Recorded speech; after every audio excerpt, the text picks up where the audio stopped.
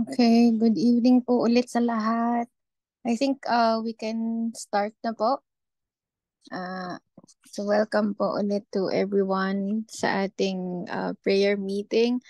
So before we proceed po with our exhortation tonight, may I request Deacon Alan po to open us in prayer. Okay po. Loud and clear po ba? Test mic, mic test. Amen po. Amen po. Okay po.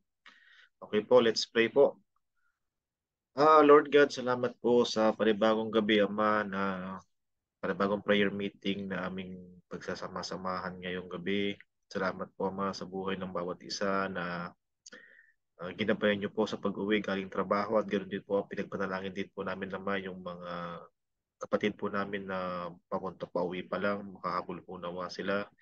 Salamat po sa buhay at buhay ni Bro Abel Ama at sa kanyang wisdom na binigay yung wisdom po na ibinigay niyo sa kanya para pangunahan po ang prayer meeting exhortation ngayong gabi.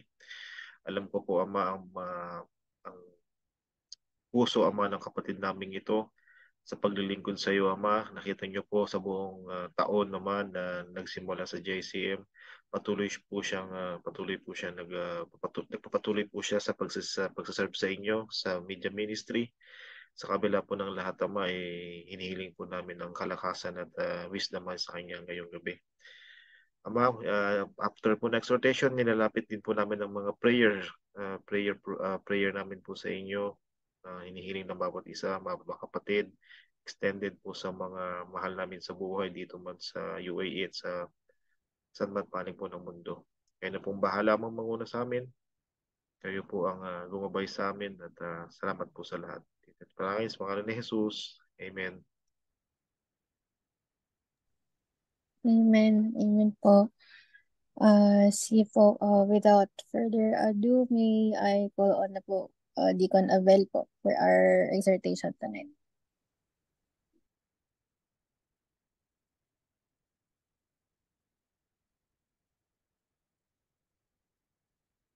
Robel, nakamute ka ata.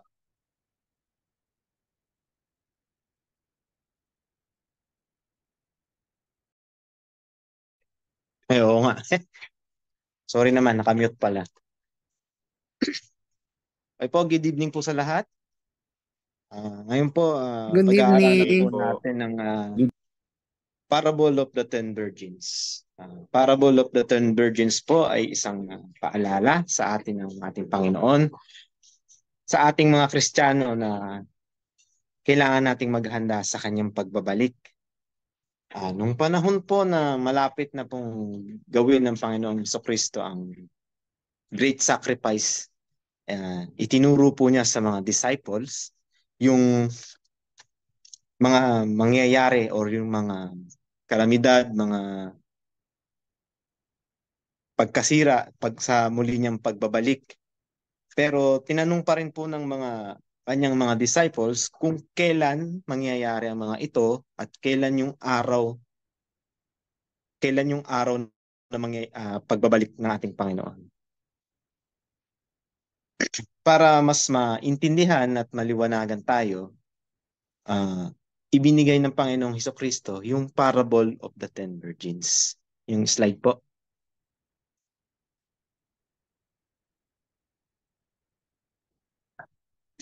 At that time, the kingdom of heaven will be like 10 virgins who took their lamps and went out to meet the bridegroom. Five of them were foolish and 5 of them were wise. Next po. The foolish one took their lamps but did not take any oil with them. The wise one, however, took oil in jar along with their lamps. The bridegroom was long time in coming, and they all became drowsy and fell asleep. At midnight, the cry rang out, "Here's the bridegroom. Come out to meet him." Then all the virgins woke up and trimmed their lamps. The foolish one said to the wise, "Give us some of your oil. Our lamps are going out." "No," they replied. "There may be not enough for both us and you. Instead, go to those who sell oil to buy some for yourself."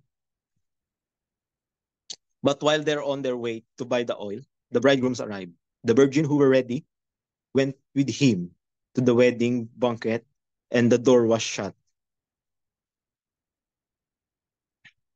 Later, the other also came. "Lord, Lord," they said, "open the door for us." But he replied, "Truly, I tell you, I don't know you. Therefore, keep watch, because you don't know the day or the hour." Dito po sa nabanggit na parable, meron po isang kaganapan. Yung kaganapan po na ito is kasal. So, yung bridegroom po, usually, sasalubungin siya ng 10 virgins para po ihatid doon sa bahay ng bride. So, late po sila dumating yung, yung bridegroom. So, nakatulog po yung yung 10. So, nung dumating na yung bridegroom, yung 5, meron silang oil. Yung 5, wala. So, humihingi yung 5 dun sa meron para magkaroon sila ng light dun sa lamp nila. Kaso, sabi nung 5, hindi na to kakasya sa amin. Kaya mabuti pa na lang na bumili na lang kayo dun sa bilihan para magkaroon kayo. Nung on the way na yung 5, dumating na yung bridegroom. So, yung 5 lang yung nakasama dun sa bahay ng bridesmaid. And then, nung kumakatok na sila, sinabi nung Lord na, "Hindi ko kayo kilala." So, sa history po, nung first century, normally the bridegroom with some close friends left his home to go to the bride's home, where there were various ceremonies followed by a procession, the street after nightfall to his home. So mula pala dun sa bahay nung groom hanggang doon sa bahay nung bride, merong prosesyon. Kumbaga na nga sa Pilipinas nga, 'di ba? Pag may prosesyon, mahaba 'yon. May mga dala-dala silang ilaw. Baga nga, sabi nga 'di ba, pag kung sa haba-haba man ng prosesyon, sa kasalan din yung tuloy. 'Di ba po? And then the 10 virgin may be bridesmaid who had been assisting the bride, and they expect to meet the groom as he came from the bride's home. So ang trabaho po nung 10 virgins, sila yung bridesmaid. Sila yung sasalubong dun sa groom para ihatid papunta dun sa bahay ng bride. And everyone in the procession was expected to carry his or her own torch. Those without a torch would be assumed to be party crusher or even brigands. So, sa procession po, diba, sa Pilipinas, pag may procession, may sarili-sarili po silang ilaw na dala. So, dito po, kapag wala kang dalang ilaw, parang ano ka lang panggulo. So, hindi ka kabilang, hindi ka kasama dun sa procession. And the festivities, which might last several days, would formally get underway at the groom's house. So sa kanila po ang kasal parang umaabot ng ilang araw, parang festival na rin sa kanila. So ito po yung ginamit na parable ni Jesus Christ para po maintindihan ng mga disciples yung gusto niyang iparating. Dito po sa parable, meron po tayong 3 character. So unahin po natin yung 10 virgins. Next po sa slide.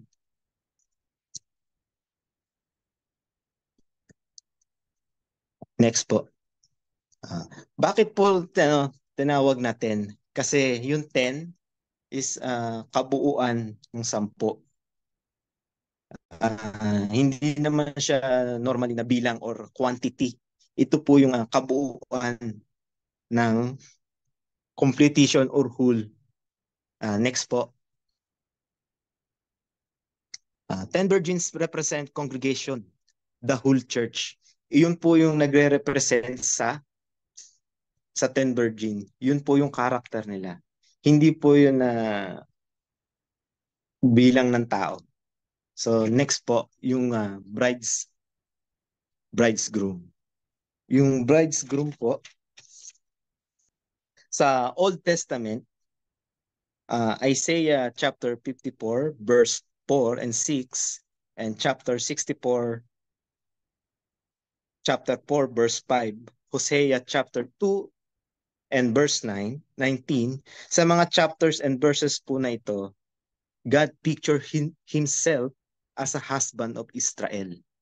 And sa New Testament naman po, sa John chapter 3, verse 27 to 30, Matthew chapter 9, verse 15, and Mark chapter 2, verse 19 to 20, Christ pictured as the bridegroom of the church, and church described in the scripture as the bride of Christ. In Ephesians chapter 5, verse 25 to 32. Yun po. Sinasabi po ng Panginoon sa mga disciples niya na yung pagbabalik niya is walang nakakaalam, kahit mga anghel. So ang nakakaalam lang po ng pagbabalik niya is ang ating Diyos Ama.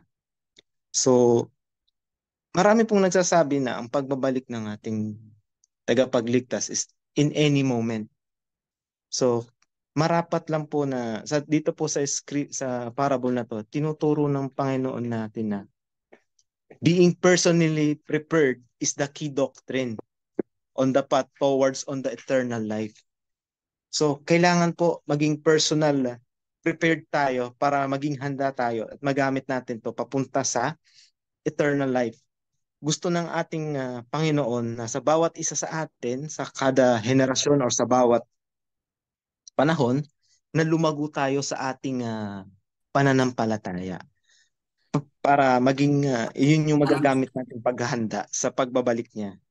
Each person must spiritually gather for themselves adequate supply, sufficient to meet challenges and opportunities handed to them in this life. So sa buhay po natin, marami po tayong pagsubok. Kaya inahanda tayo ng ating Panginoon. Kaya dapat tinuturo din niya na maging matatag tayo sa pananampalataya sa kanyang mga tinuturo.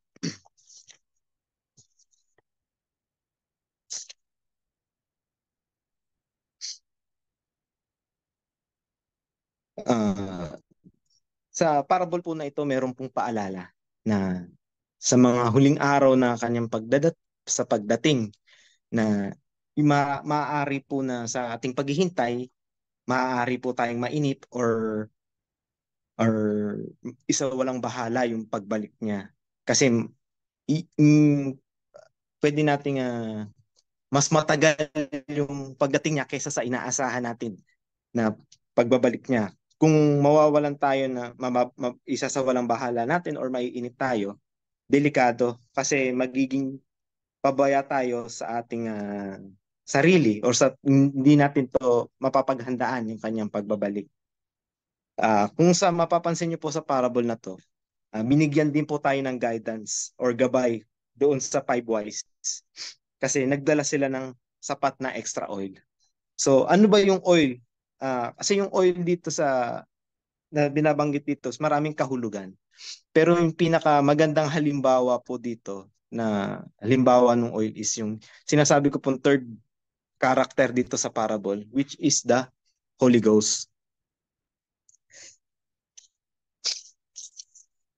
Next slide po.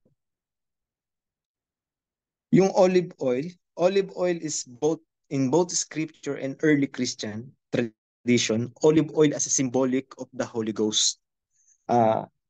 Kasi ang Holy Ghost ay nagpo-provide po siya ng nourishment, enlightenment, and comfort.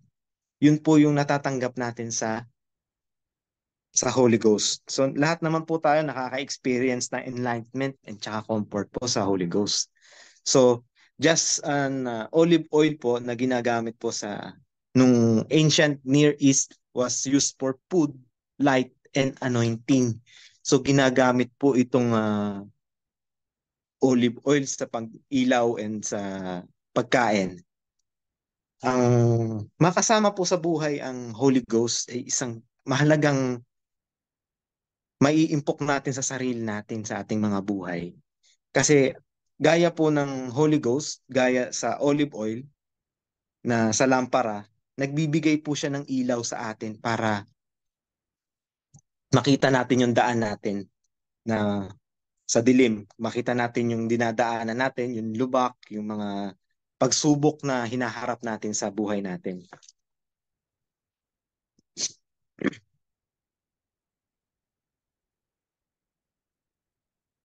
Makakapag-prepare lang po tayo ng oil sa ating pagbuhay sa pamamagitan po ng ma-accumulate lang po natin ng oil sa pagpaprepare natin is by drop by righteous living. Attendance in a sacrament meeting add oil to our lamp drop by drop over the years. Ano ba yung attendance sa mga sacrament meetings? Kagaya po ng fasting, family prayers, home teaching, control of body appetites, preaching the gospel, studying the scriptures. Yung mga prayer meeting, ganyan po, mga Bible study. Yun po yung makakadagdag sa atin ng oil. Pero kapag nag-a-attend lang ba tayo, doon lang ba tayo magkakaroon ng extra oil sa atin? Hindi. Kailangan po, each of dedication and obedience is drop by drop. Kailangan din po natin ng obedience and dedication sa ginagawa natin para po ma-accumulate natin yung oil sa buhay natin.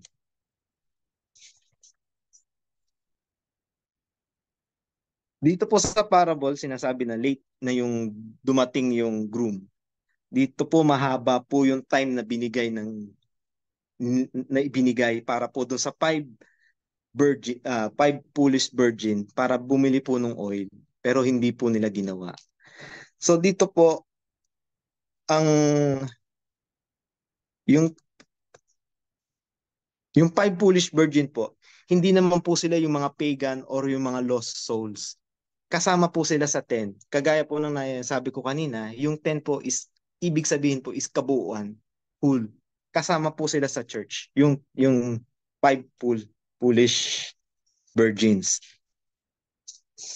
Sila po yung mga kasama sa church na mga nag-aaral ng salita ng Diyos, nakikisalamuha, nakikisama sa atin, pero wala po silang dedication and obedience. So, hindi pa rin po sila handa sa pagdating ng ating Panginoon.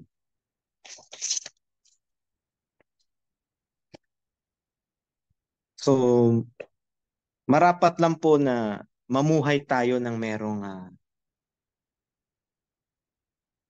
personal growth sa ating sarili. Kasi po, kung mababasa nyo rito, yung 5 po na 5 wise, hindi po sila nagbigay ng oil doon sa 5. Kasi wala naman pong sino man ang makakapagdagdag ng oil sa buhay natin kung hindi tayo lang po. Kaya nga po sinabi kanina na personally prepared. Tayo lang po sa sarili natin yung makakapaghanda. Wala pong makakatulong sa atin. Kung meron man po yung Holy Ghost, yun po yung kailangan natin para po maging handa tayo. And dapat din po na gayahin natin yung ginawang halimbawa ng Panginoong Kristo sa scriptures, yung mga aral po niya. Kailangan po nating magbigay ng obedience and dedication sa ginagawa natin para po kung sakaling dumating ang time ng kanyang pagbabalik, lahat po tayo ay handa at makakasama po tayo sa pinangako niyang eternal life. Yun lang po at sana po ay na-deliver ko ng maayos at mahusay yung exhortation tonight po. And to God be the glory po. Amen. Thank you, Brother Abel, sa buhay mo. Amen. To Amen. God be the glory. Sa buhay mo, bro. Salamat Thank you, Kuya Abel. Salamat po. Pwede na, pwede na. Pwede na po. Amen. Amen. Amen. Sige po. Thank you po kay Abel for our exhortation tonight. Sobrang lalang.